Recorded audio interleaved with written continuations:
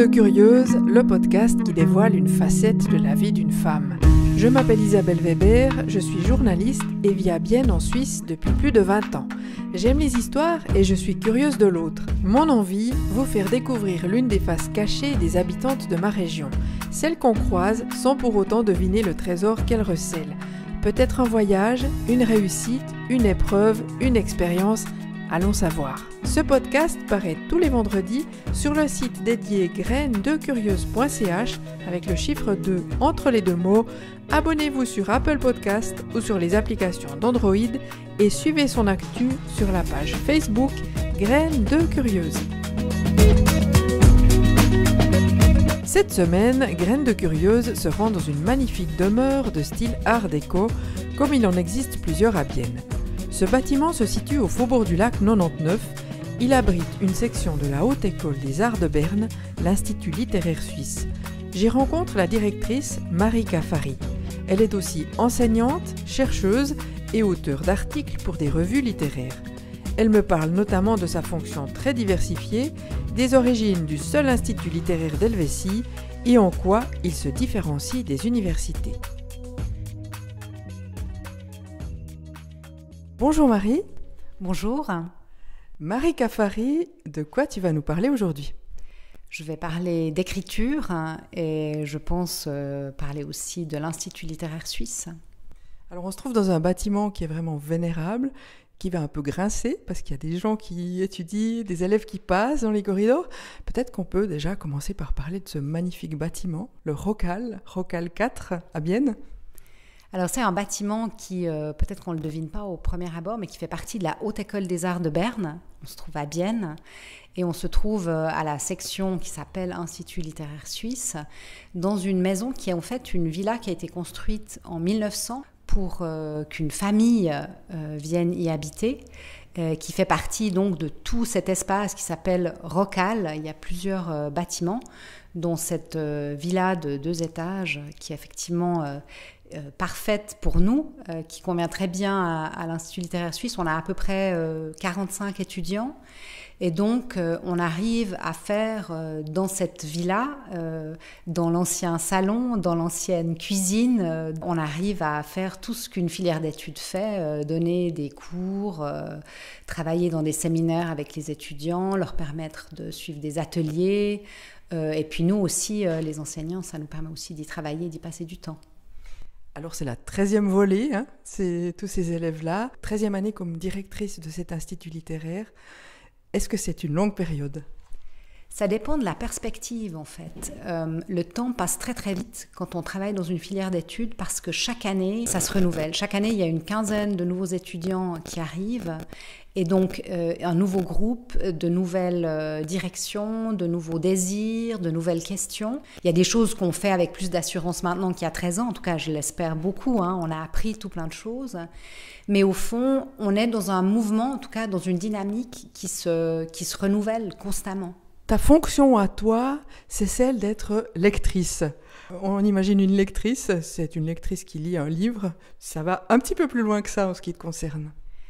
Oui, ma fonction, c'est d'être lectrice parmi des personnes qui écrivent.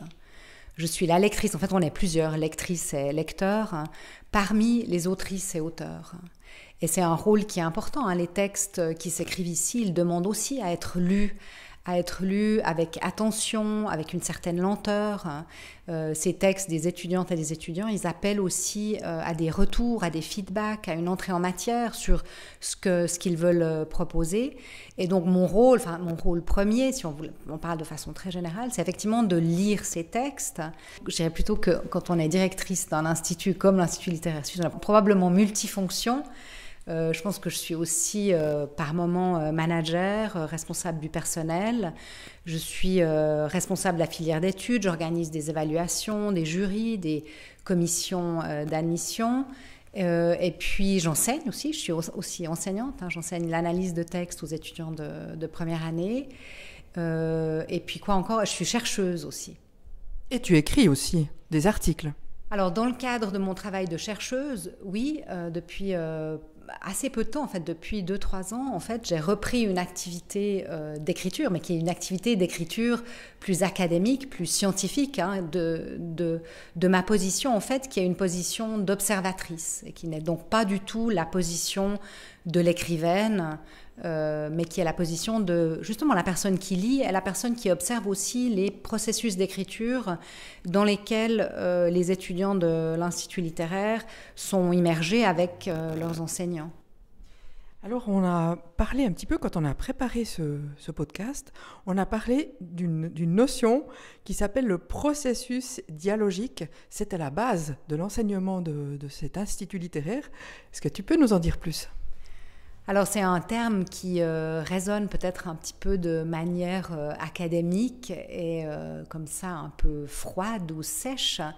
Mais en fait, derrière ce terme se trouvent toutes sortes d'activités qui portent sur les textes des étudiants et qui sont des activités de type dialogique. C'est-à-dire que les étudiants arrivent ici avec des idées, avec des textes, avec des ébauches de textes, parfois avec des textes qui sont de plus en plus aboutis.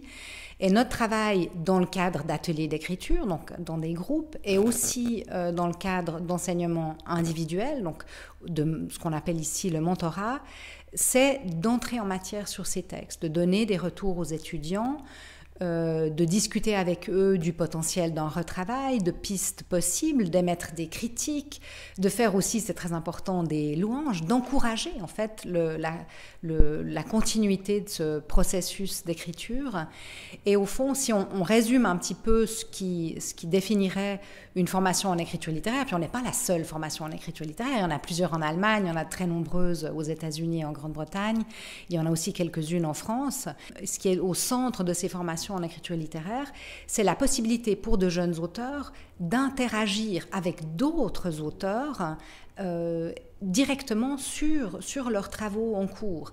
Et cette interaction, elle se déploie d'une façon dialogique, j'espère, dans des modes qui sont des modes de l'entretien, de la conversation, et qui ne sont donc pas, qui vont dans plusieurs directions. On attend bien sûr des auteurs qui étudient ici, qu'ils se positionnent, qu'ils nous répondent, qu'ils nous posent aussi des questions. Et tu disais aussi que l'objectif de cet institut, ce n'est pas forcément une publication ou de tout de suite sortir avec un livre complètement terminé. Et alors, il y a plusieurs objectifs dans une formation de niveau bachelor. Au fond, idéalement, chaque étudiant trouverait au cours des 3 ans d'études sa propre voie, V-O-I-X, et aussi sa voie, dans le sens son chemin. Et ce chemin, ça peut être un chemin qui mène directement dans le champ, voire sur le marché littéraire, avec des textes qui vont être publiés, mais ça peut être un autre chemin aussi qui implique la poursuite d'études de niveau master, par exemple, quelques bifurcations, ou voire d'autres voies dans le sens d'autres chemins. Et ce qui est vraiment important, c'est que ces 3 années d'études, pour nous, l'objectif, c'est qu'elles soient les plus fructueuses possibles pour chacune et chacun des étudiants qu'on a ici, qui sont très divers, qui sont tous très très différents. Mais bien entendu, du point de vue des objectifs littéraires, c'est pour les étudiants, puis c'est aussi inscrit de cette façon dans notre plan d'études, c'est d'avoir au bout du bachelor un travail ou des travaux qui soient aboutis en soi, qui puissent être lus, qui puissent être abordés, qui puissent être compris par d'autres lectrices et lecteurs, c'est-à-dire qu'ils ne soient pas seulement présents dans l'espace des études, mais qu'ils soient aussi lisibles par d'autres lecteurs. C'est d'ailleurs pour cette raison qu'à la fin de chaque bachelor, on a ces présentations publiques des travaux des étudiants pour signaler aussi que voici des textes qui peuvent être reçus par d'autres lectrices et lecteurs. Est-ce que pour être écrivain, en général, est-ce qu'on a besoin de passer par l'Institut littéraire suisse ? Je pense que pour être écrivain, il faut avoir très envie d'écrire et il faut être prêt à beaucoup, beaucoup travailler et à se poser toutes sortes de questions. Il faut être capable aussi de se positionner dans une bibliothèque qui foisonne, qui continue de foisonner, donc c'est pas simple. Et pour certaines écrivaines, pour certains écrivains, cette réflexion, ce positionnement passe par 3 ans d'études ou 2 ans dans un master en écriture, c'est aussi possible, au sein de quelque chose qui ressemble à une forme de collectif d'écriture.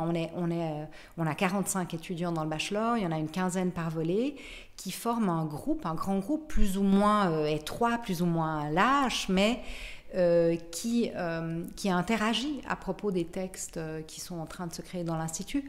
Donc, pour certains auteurs, oui, le passage par on pourrait appeler ça une espèce d'interaction très intense, est extrêmement productif. Et pour d'autres, le travail principalement, j'ai envie de dire, un peu silencieux, avec des interlocuteurs, mais qui sont des interlocuteurs peut-être choisis personnellement, reste la meilleure voie possible.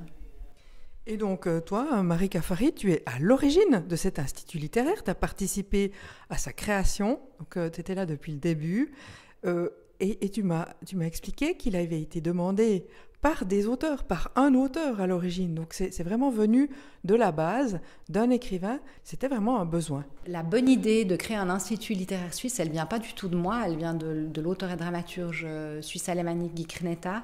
C'est lui qui, voyant ce qui se faisait en Allemagne, où il y a depuis très longtemps l'Institut littéraire allemand de Leipzig, mais il y a aussi un institut de création littéraire à l'université de Hildesheim, il y a la formation en écriture scénique à Berlin, il y avait toutes sortes il y avait plusieurs formations en écriture littéraire qui avaient du succès, dans lesquelles les auteurs se retrouvaient, discutaient de leurs textes. Il y avait plusieurs plateformes au fond de création. Et Guy Kreneta a eu la très très bonne idée dans un pré-projet, puis ensuite dans un projet plus avancé, d'élaborer l'idée de la création d'un institut littéraire en Suisse, qui serait un institut au moins bilingue, peut-être plurilingue. Il a eu aussi la très bonne idée de prendre contact avec la Haute École des Arts de Berne, la HKB, qui venait à ce moment-là, au début des années 2000, de se créer. C'était la première haute école des arts qui rassemblait plusieurs disciplines. Donc il y a eu aussi probablement un élément, comme dans ces projets-là, un élément de très très bon timing. Il a initié, Guy Kreneta et ses collègues ont initié toute une série de discussions avec des auteurs. Là aussi, au début des années 2000, des discussions à laquelle moi, à ce moment-là, je n'ai pas participé parce que j'étais pas en Suisse à ce moment-là. C'est pas une idée d'une autorité universitaire ou d'une haute école. Ça venait vraiment des praticiennes et des praticiens. Et l'Institut littéraire, il se distingue d'une université justement en quoi ? Il fait partie d'une haute école d'art et en Suisse, les hautes écoles d'art sont affiliées aux hautes écoles spécialisées. Et ce qui nous caractérise, c'est l'accent qui est mis sur la pratique. Au fond, au cœur de tout ce qu'on fait à l'Institut littéraire suisse, mais ça vaut aussi pour mes collègues de la Haute École des Arts, qu'ils soient comédiens ou qu'ils soient musiciens, c'est vraiment la pratique artistique. Et c'est à partir de la pratique artistique des étudiants que se développe aussi une réflexion. Et je crois que c'est ce qui nous différencie des universités, puisque traditionnellement, au sein des universités, et puis ça je le connais très bien parce que c'est ainsi que moi j'ai été socialisée, à l'université on se concentre sur des questions qui concernent la réception des textes, sur la lecture des textes, et moins sur des questions concernant la production des textes, les conditions dans lesquelles un texte littéraire s'élabore. Et là, c'est l'occasion justement de passer à la pratique de la construction d'un texte. On est vraiment dans la création pure. C'est à partir de ça qu'on travaille en fait. Les étudiants arrivent avec des idées, avec des projets, avec des envies de texte. Ils les élaborent et dans le cadre de leurs études, que ce soit dans les ateliers d'écriture ou que ce soit dans leur mentorat, donc avec une lectrice ou un lecteur vraiment privilégié et qui de façon très régulière intervient sur le déploiement de leurs textes, peuvent arriver à eux-mêmes déployer ce qui va être leur atelier personnel, au fond on pourrait appeler ça ainsi, leur atelier personnel d'écriture. Donc ils travaillent à la fois sur des textes que toi et moi pourrions lire, mais il travaille aussi à quelque chose d'autre qui est autour du texte, qui concerne justement ce processus d'écriture, cet atelier personnel d'écriture sur la nécessité de certains rituels d'écriture, aussi sur des matières, sur quoi j'écris au fond, quelle est ma matière littéraire propre. Donc tout ça sont aussi des questions que les étudiants peuvent se poser pendant les 3 ans d'études. Et toi, tu as étudié à Londres, hein, aux États-Unis, en Angleterre, pas aux États-Unis, en Angleterre. Est-ce que l'Institut littéraire ici à Bienne a un petit peu des similitudes avec les études que tu as faites, les études littéraires que tu as faites, toi? Moi, j'ai fait des études universitaires tout à fait conventionnelles. Donc, j'ai fait des études qui m'ont conduite à être une lectrice, à une personne qui, comme je disais tout à l'heure, qui observe les processus de création et qui analyse les textes. Mais c'est vrai qu'en Grande-Bretagne, tout près de là où j'étudiais, il y avait de très nombreuses formations en écriture littéraire, hein, des formations en creative writing, qui sont elles aussi tout à fait normales dans le paysage universitaire des États-Unis, qui sont très étroitement liées avec l'histoire littéraire contemporaine, des textes anglais et des textes américains. Je pense qu'en Suisse, on peut pas avoir, on a une façon d'approcher les choses qui est différente, parce qu'on n'a pas du tout cette même tradition. On est ancré dans une haute école d'art. Les enseignants sont aussi tous des praticiennes et des praticiens.